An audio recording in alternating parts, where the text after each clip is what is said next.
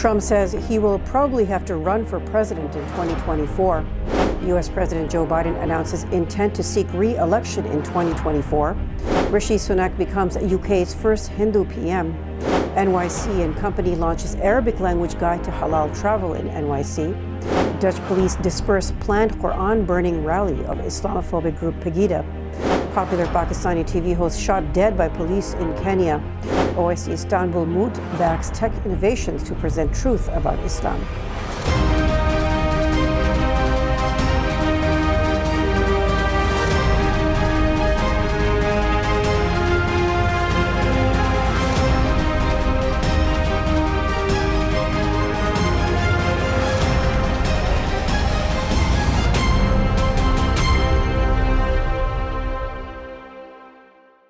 From our Chicago studios, this is the Muslim News on Muslim Network TV.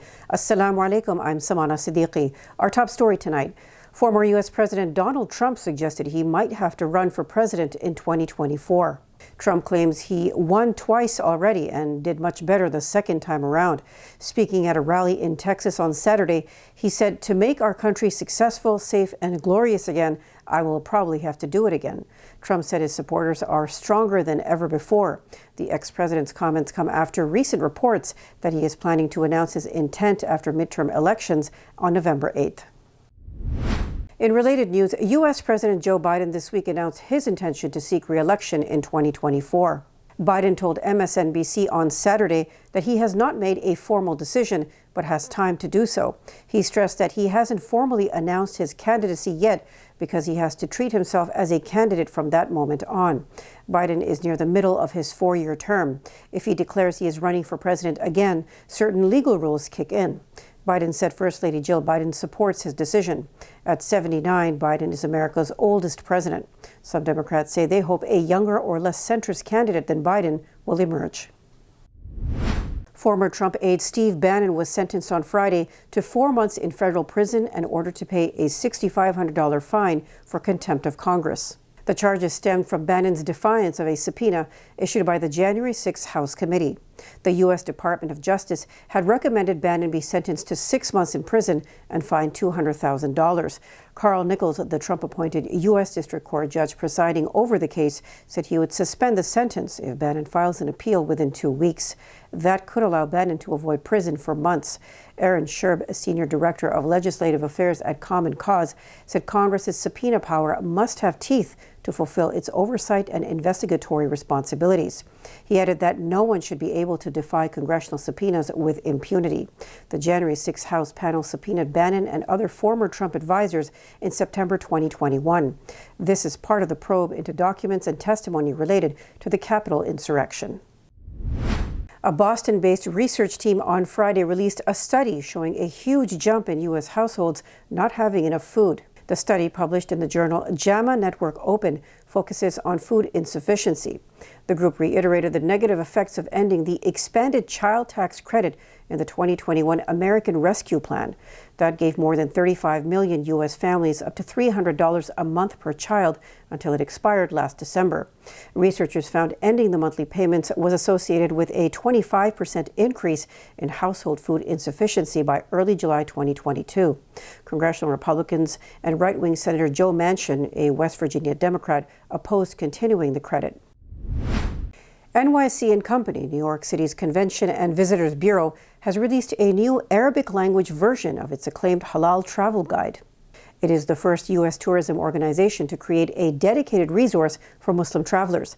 The Halal Travel Guide spotlights halal restaurants, rich Muslim history, and tourism sites across New York City's 5 boroughs. It also shares tips and advice from Muslim travel experts. The effort is led by NYC and Company and 5 New York City tourism partners. This year, international visitation to New York City is expected to triple to 8.3 million, including roughly 140,000 visitors from the Middle East. The translated guide was launched during a Middle East sales mission, engaging travel agents and tour operators throughout the region. Georgia Sheriff Victor Hill defended himself on Thursday at a federal trial where he is charged with violating the civil rights of 4 detainees. Hill was indicted in 2021 for depriving liberty without due process of the law. That includes the right to be free from use of unreasonable force by law enforcement officers. Hill worked for the Clayton County Sheriff's Office, which was responsible for staffing, maintaining, and running the Clayton County Jail. The office had an inmate restraint chair policy, allowing officers to use it to confine an inmate who exhibited violent or uncontrollable behavior. Hill is accused of using the chair as punishment, and some victims were restrained for up to 10 hours. Rishi Sunak becomes UK's first Hindu Prime Minister. Details after the break, so stay tuned, and we'll be right back after these messages.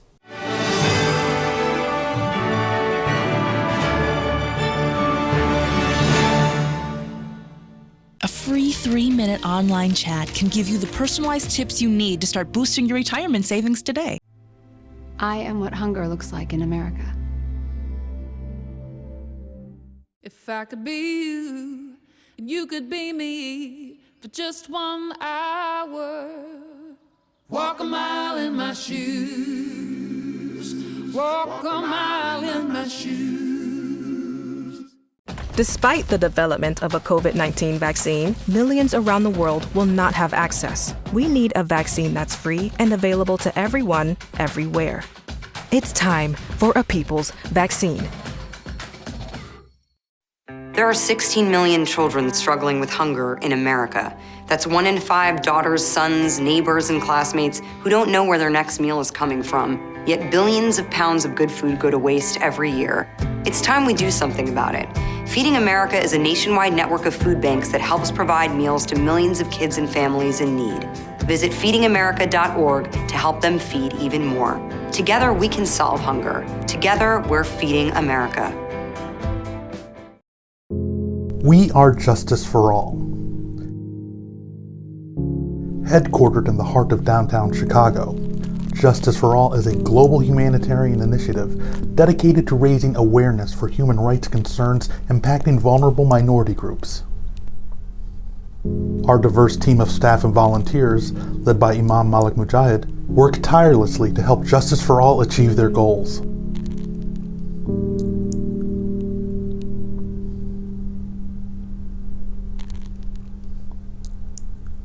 We promote policies that protect religious freedom, address the root causes of mass displacement, and recognize the plight of refugees and forced migrants. Together, we can continue to stand up for justice. Justice for all.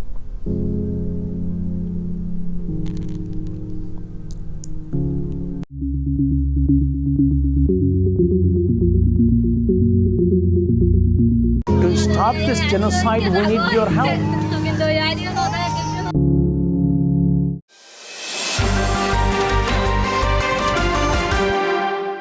Rishi Sunak became the United Kingdom's first Hindu Prime Minister on Monday. He is also the first person of color to hold the office. Sunak's appointment comes amid political turmoil after the forced departure of his predecessors Boris Johnson and Liz Truss in less than 2 months. The British Empire once spanned nations across Asia, comprising mostly people of color and different faiths. The 42-year-old Sunak is also the UK's youngest Prime Minister in 200 years. His appointment coincided with the observance of Diwali, the festival of lights celebrated by millions of Hindus, Sikhs, and Jains globally. Dutch police on Sunday prevented a planned demonstration of the far-right Islamophobic group Pegida, which sought to burn a copy of the Quran at The Hague. This was a day after police also arrested a leader of the group and ended its planned Quran-burning rally in the city Rotterdam before it started. A small group of people attended that demonstration. Police warned group members that they were using hate speech. Dutch police told Andalu agency Edwin Wagensveld, head of Pegida Netherlands, ignored the warnings and continued his hate speech. He was taken into custody while other members were dispersed. Meanwhile, several Dutch Muslim communities held a counter-demonstration in the same square in Rotterdam. On Sunday, thousands of Palestinians bid farewell to 2 men killed by Israeli fire in the occupied West Bank. Mourners participated in the funeral procession for 32-year-old Rabeh Arafa Rabeh in the city of Qalqilya, Andalu agency reports. Rabeh died Saturday from wounds sustained from an Israeli bullet to the head at a military checkpoint, the health ministry reports. Thousands also took part in the funeral procession for Tamer al-Kilani in the West Bank city of Nablus. A Palestinian group, a Lion's Den, blamed Israel for al-Kilani's death, saying he was killed by the explosion of a bomb planted by Israel. Israeli authorities did not comment on al-Kilani's death. They blamed the Lion's Den for a number of attacks against Israeli targets. The Organization of Islamic Cooperation on Saturday underscored the need to combat Islamophobia and hatred against Islam in all its manifestations. This was at the 12th conference of the Information Ministers of the OIC in Turkey's capital, Istanbul. The bloc of 57 Muslim countries called for using new and emerging platforms and technological innovations to present truth about Islam effectively. Members adopted a declaration at the end of the two-day conference. They also welcomed the UN General Assembly resolution on International Day to Combat Islamophobia, adopted on March 15th. The OIC urged media outlets in member states to raise global awareness about deliberate acts of destruction and desecration of Islamic cultural and religious heritage. The latest Call of Duty video game, Modern Warfare 2, includes a mission reminiscent of the 2020 U.S. assassination of Iranian General Qasem Soleimani. Soleimani's killing was ordered by then U.S. President Donald Trump. The single-player shooter game is set to release on October 28. The Call of Duty franchise has previously been accused of pushing U.S. propaganda and being used as a military recruitment tool. It faced accusations over including Islamophobic content last year in COD Vanguard. The developer behind the series, Activision, issued an apology after pages from the Quran were seen on the floor in one part of the game. The Committee to Protect Journalists, which promotes press freedom globally, condemned the U.S. State Department's travel ban of a Kashmiri journalist. Pulitzer winner Sana Irshad Bhutto has been prevented from traveling to the U.S. Bhutto was barred from flying out of IGI Airport in New Delhi while on her way to receive the Pulitzer Prize. This is the second time Bhutto has been stopped from flying out of India. She then told The Wire that immigration officials gave no particular reason for stopping her. Bhutto added she did not know then if there were FIRs pending against her or any other action being taken. Vedant Patel, U.S. State Department deputy spokesperson, acknowledged reports of Bhutto being prevented from traveling to the U.S. He said the U.S. is tracking these developments closely. A prominent Pakistani journalist and TV host, Arshad Sharif, was shot dead by police in Kenya's capital, Nairobi, his family and Kenyan police said on Monday. In a statement, Nairobi police said they regretted the incident that took place on Sunday night. They said competent authorities are currently investigating the incident for appropriate action. Sharif was shot in the head and killed by police after his driver allegedly breached a roadblock that had been set up to check on motor vehicles on the route, according to the police. Pakistan's Prime Minister Shehbaz Sharif telephoned the Kenyan president demanding a fair and transparent investigation into the incident. Coming up next after the break is our in-depth analysis segment, so stay tuned, and we'll be right back after these messages.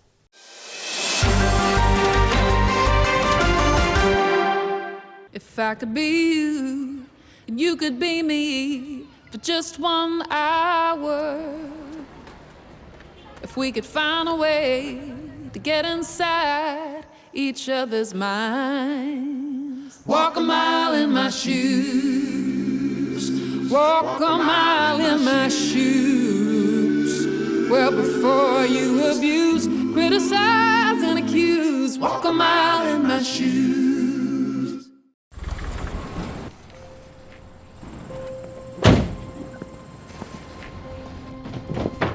Dad, they took over my bedroom. Come on, come on. Okay, Dad.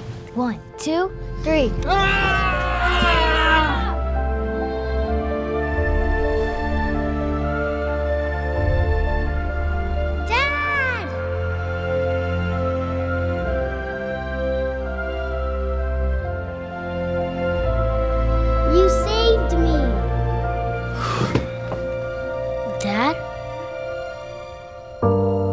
Are you okay? I'm fine, dear.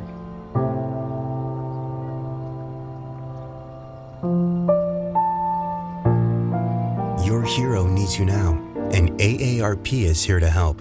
Find the care guides you need at aarp.org/caregiving. Assalamu alaikum! I love Adam's World because it makes me learn in a fun way. That Adam has a green face and orange hair. I like this song. I like how Adam sings. I like Adam's World because it makes me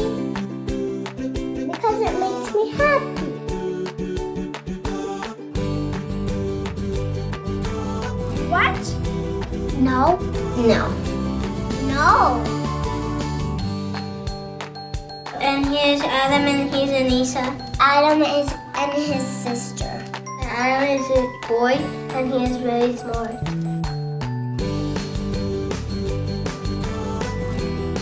Download the new Adam's World app at adamsworldapp.com and let's help tomorrow's Muslims today.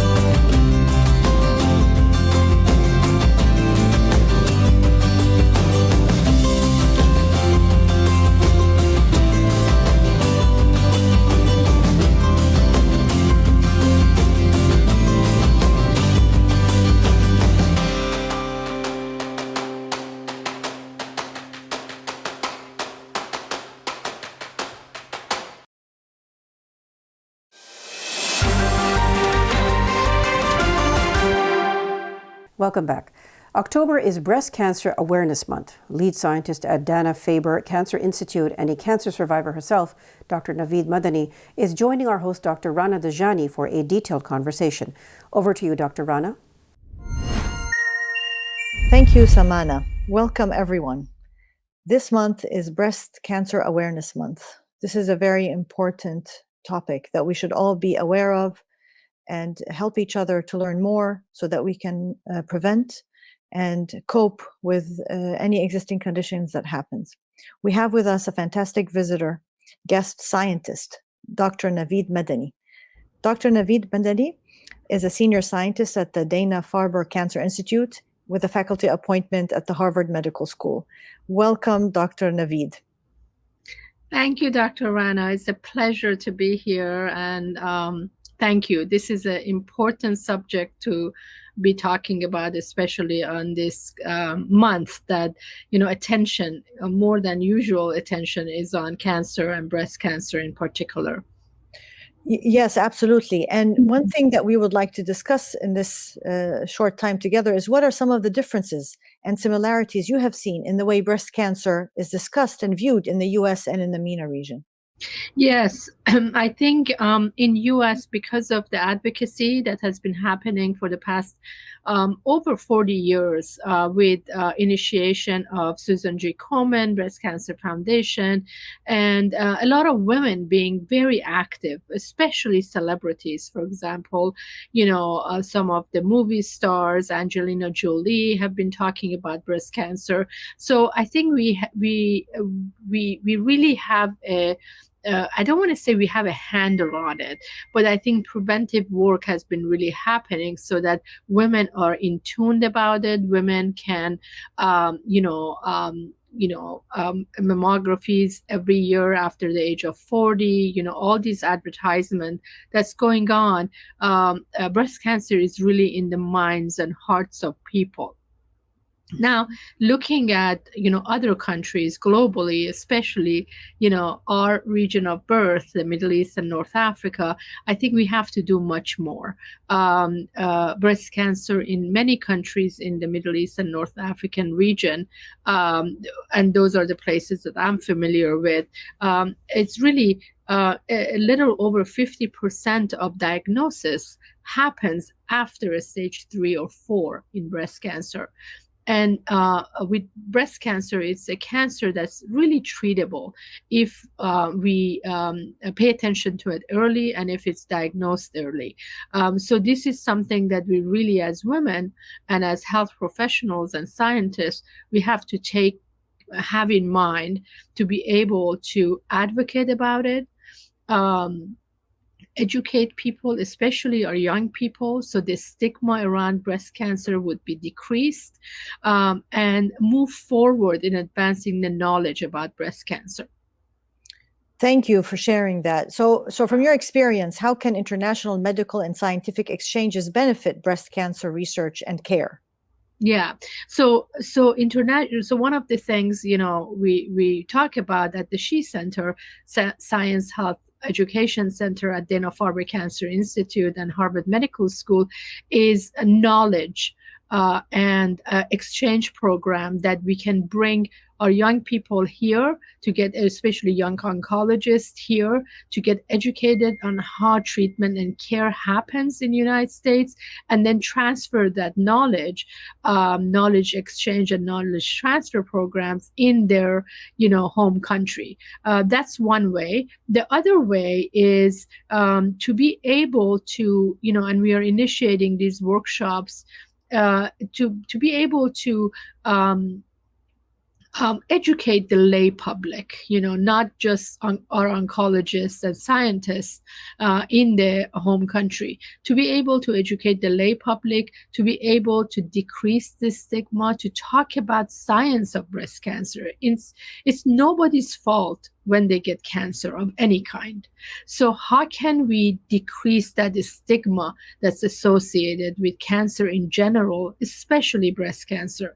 Now, breast cancer and a lot of reproductive cancers for women, in general, women take on a lot of responsibilities. We have responsibilities, outside of the house, and we have a lot of responsibilities inside of the house, nurturing and raising children, taking care of our family, sometimes taking care of our extended family, and then we become a back burner, not the front burners. So it is easy to forget about our own health. And those are some of the workshops that, the She Center is trying to do to really advocate for our being in tune with our bodies, women as a whole, especially young women. We are trying to focus on young women so that they can train their loved ones, their aunts and, their mothers and grandmothers and everything.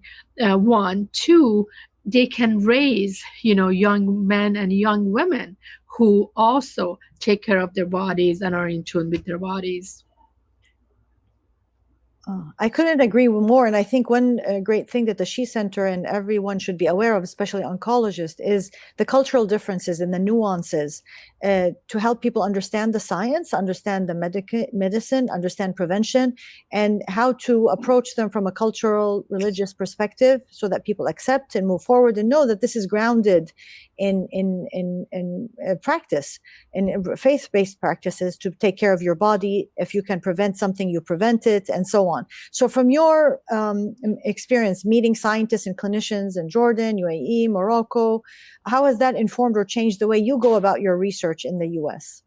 Oh, wonderful question, Dr. Rana. I mean, excuse me, I talk to my students about this too, because we have to come through the cultural differences to be able to put together workshops when we are talking about, for example, breast cancer. For me personally, I was born and raised in the Middle East. It was very difficult for me to talk about reproductive care, to talk about being in tune with my body, and that kind of went out the window when I became a mother, because, it wasn't just me I had to, advocate for. It was my children too, and also my mentees. So that went out. But all the workshops that we put together with understanding of the culture. And even when, in the West, we talk about Middle East and North Africa, it's all bunched into one umbrella, which you and I know that's completely different. Going from Iran to Jordan to Oman to UAE and Morocco, we have different cultural thinking and cultural perspective. So it's not like one glove fits all. We really custom make our workshops, and even within the scientific research that we do, we think about, how to approach the advocacy, how to approach talking to different individuals from, different faith and different culture. And that has been really nice for my students in the United States because, the knowledge they had about the region is very different than what they see when they're in the field.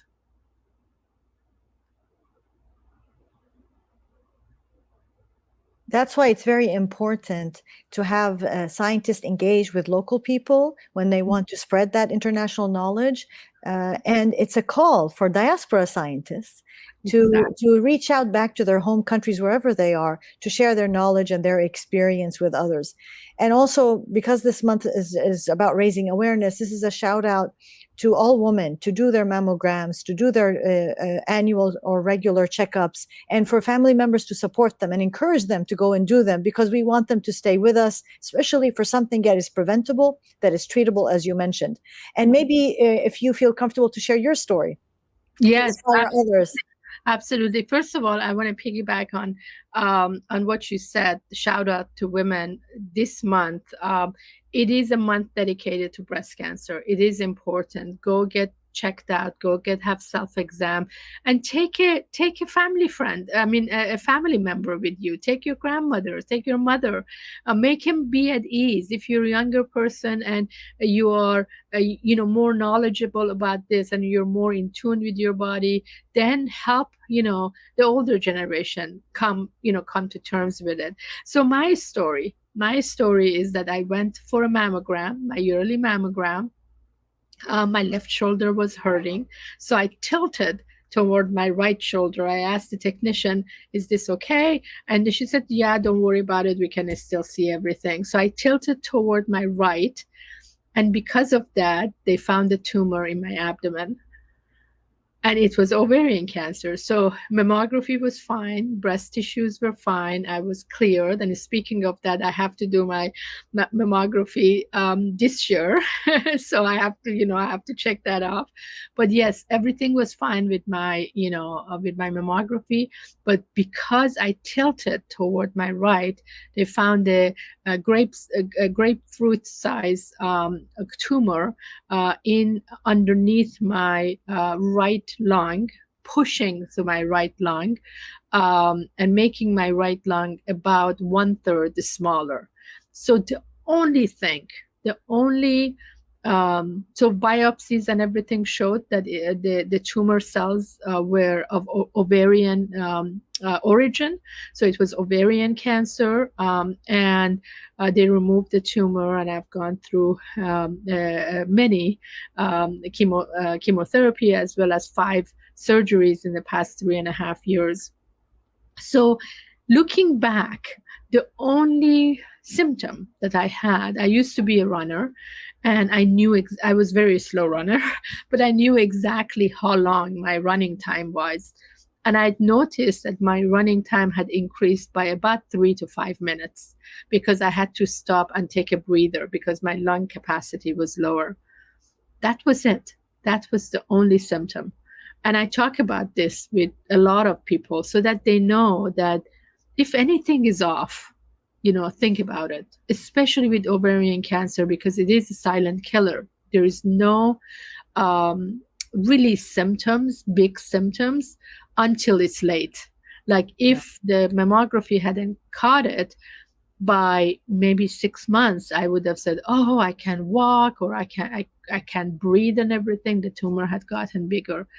So those are things that I really want to advocate with women in general. Thank you. Thank you for sharing that personal story, which is an inspiration for us all to go do our regular checkups, involve our family members, don't shy away from taking therapy when it's needed, participating in clinical trials to advance science for future generations. And hopefully people will be better as a result of this. Thank you very much, Dr. Naveed Madani, for being with us today. Thank you so much, Dr. Rana. It's a pleasure. Now back to you, Samana. Thank you. That's all from our Chicago studios tonight. Thank you for tuning in. You can find previous episodes and more on our YouTube or Facebook. For more content, keep watching Muslim Network TV or visit muslimnetwork.tv. Salam and good night.